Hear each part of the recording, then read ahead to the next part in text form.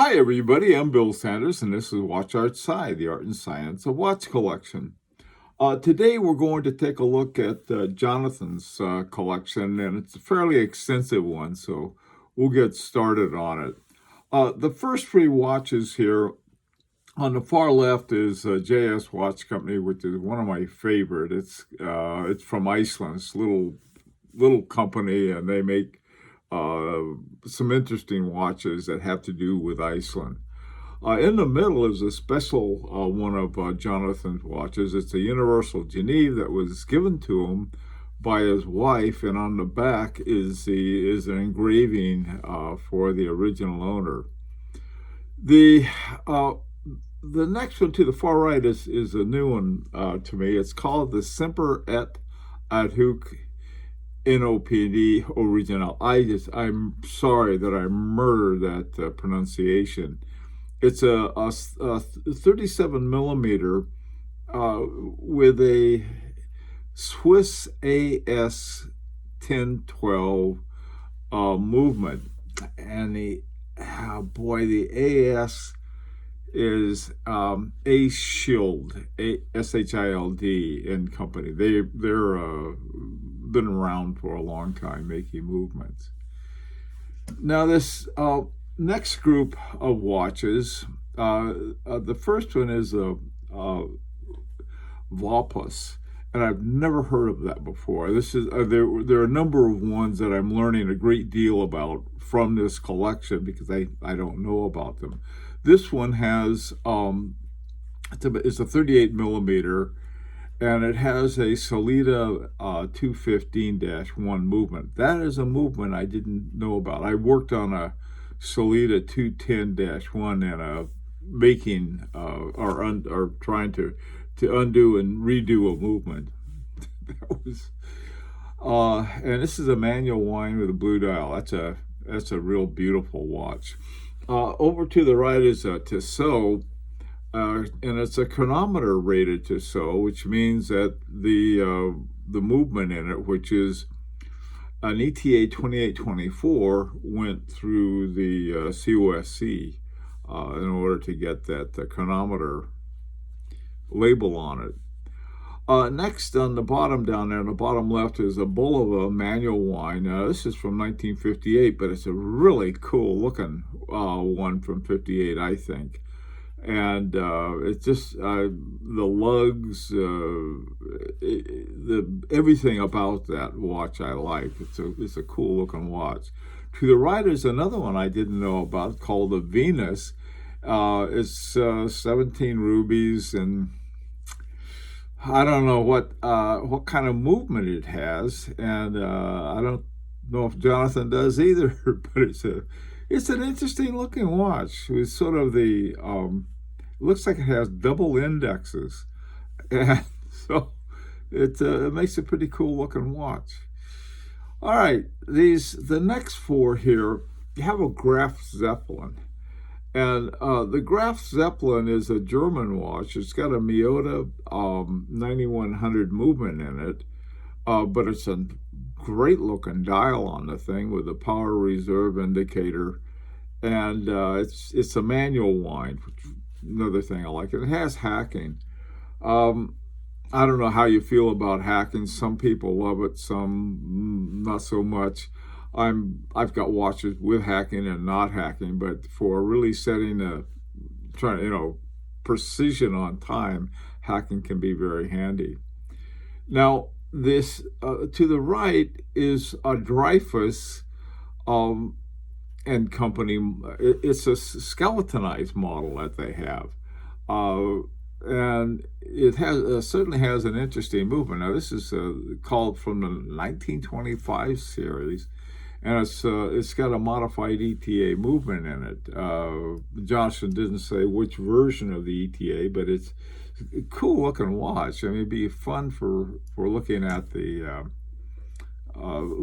movement if you like to do that, which I happen to do. But I usually like to look at it from the back.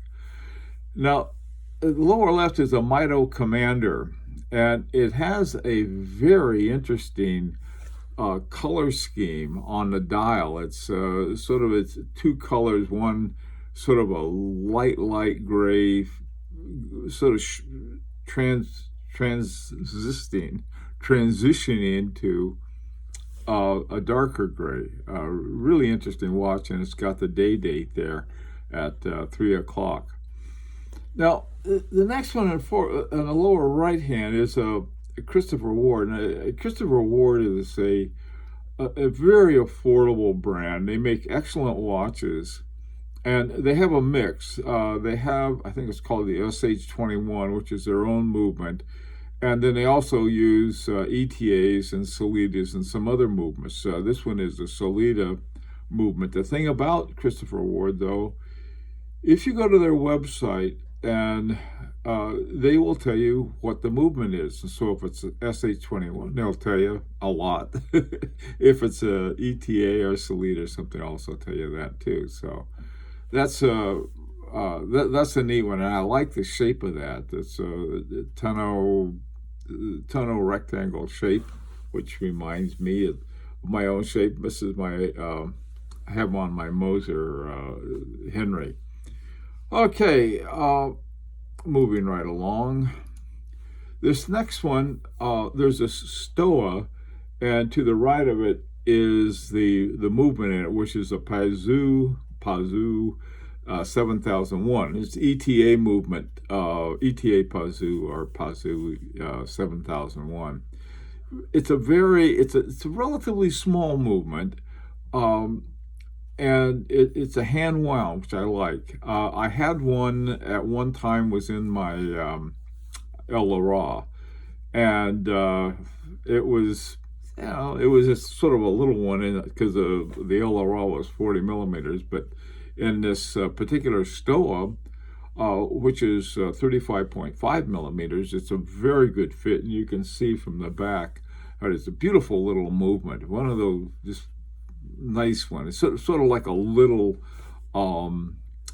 ETA 6498. Okay, down below is a Zirtum Tyndall. Another watch I'm not familiar with. It's 40 million. It's a San Francisco brand with an ETA 3135 in it. I'm not sure what to say about this watch. On one hand, it has characteristics of a flagger. On the other hand, it's got its own unique style. So it's a very cool watch.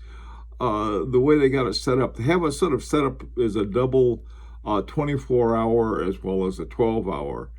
The right below each one of the index numbers, you have like a 1, and below that is 13. Because 1 in the afternoon is 1300 and 2 is 14 and so forth. Very handy watch to have if you use 24-hour time for military time. Again, it was a watch that was new to me. Next to it is the Le Forbon Malin. Again, another watch I haven't heard of, and another watch whose name I just mangled, and I'm terribly sorry about that. This one is a reissue of a 1960s classic 38.4 millimeter silicone strap, which is sort of interesting, and it's got a Miyota 8215 in it. And Jonathan says the downside is no hacking. Like I said, some people like it, some don't. I can take it or leave it. Generally, it makes me a little nervous, to tell you the truth. Hacking does, and the reason for it is you got your balance going around, and then a brake comes and stops it. I have it on my Lang & Hein, and it's gorgeous to look at. Like something. This is why Patek Philippe's don't have hacking.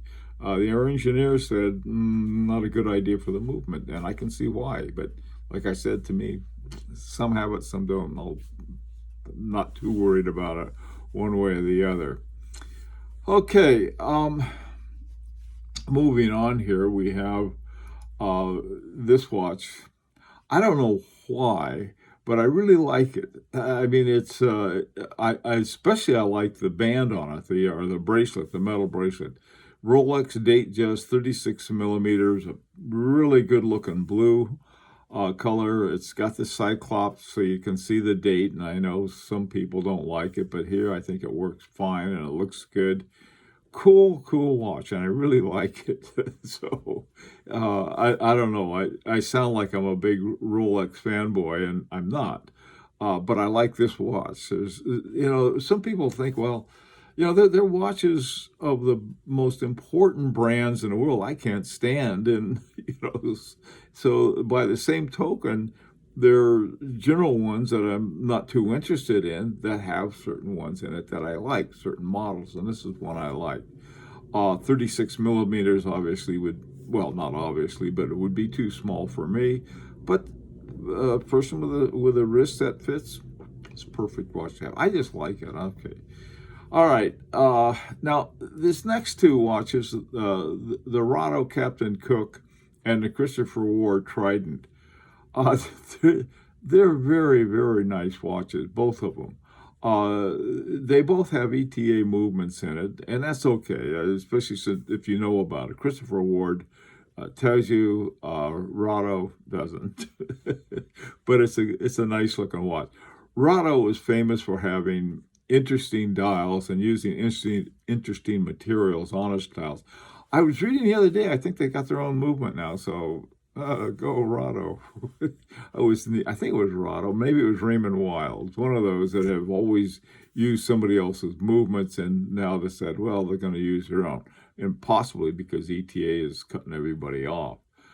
The Christopher Ward is the second of Jonathan Christopher Ward's. This is another one I like. I like that sort of that red dial and the red bezel with the black dial and the white indexes and numbers around it. Very cool watch. Now, this is sort of an unusual one. There was a picture of a clock and two pocket watches that Jonathan included in his group of watches, and there's this great big key, which I guess I'm assuming that's a winding key for the clock and not for the two watches. Finally, and there wasn't a lot of information on this one, is an Edox chronograph, and I really like this. I mean, this is a cool looking watch. My guess, it looks like it's something from the 70s. Jonathan put a fabric strap on it, and one that matches the color scheme of the watch itself. Just a real interesting vintage, very interesting watch. Edox is an interesting brand, and but I think they are now. I'm not sure whether Edox still makes them or not. Anyway, that's Jonathan's collection. It's quite a sizable one with a lot of different watches. What my suggestion would be is that you have a lot of watches, some overlap, a lot of interesting elements to them. Most of them, though, are not in-house movements, which is that's not the end of the world, and certainly make them more affordable. But I think having one additional one, I think that would sort of up all of them.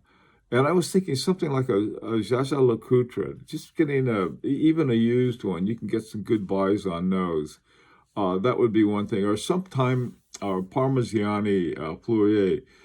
A lot of the used prices on those are rock bottom. And so you can get a very, very good watch for not a lot of money on those.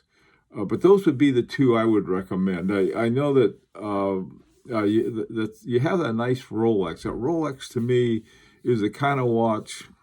Rolexes are hard depending on the kind of work you do, but for a great everyday office watch, I like Rolexes. And I describe it as a tool watch, but that day date isn't particularly Oh, I don't know. It doesn't scream, look at me, I'm a Rolex. It just says, look at me, I'll give you the right time, kind of Rolex. Anyway, well, those are my suggestions. I'd like to hear some of the suggestions that you guys have, and I'm sure Jonathan would like to hear from you too. And until next time, this is Bill Sanders for Watch Art Sci, the art and science of watch collection.